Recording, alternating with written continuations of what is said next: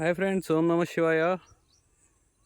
ఇదైతే మా మామగారుల paddy land అండి. యాక్చువల్గా టోటల్గా 6 ఎకర్స్, 5 ఎకర్స్ మిర్చి చేశారు. అయిపోయింది, కోత మొత్తం అయిపోయింది. ఇది ఇంకా వరి పొలం మాత్రం ఇంకా ఉందండి, కోతకు వచ్చింది. చూసేయండి ఫ్రెండ్స్, మొన్న గాలి వానకి ఎలా పడిపోయిందో. రైతు కష్టాలు ఇలా ఉంటాయండి.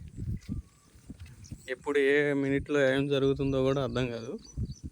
చూసేయండి, ఇదంతా పైకి లేపి కట్టించారు, కింద పడిపోతే.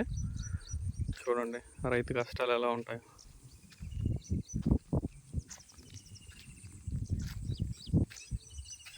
ఇంకొక 1 వీక్ 10 డేస్ అయితే ఇది కూడా కోసేస్తారు. ఈ 1 వీక్ కూడా కొద్దిగా వాతావరణం బాగుంటే, వర్షాలు రాకుండా ఉంటే మాత్రం ఫైన్ అండి.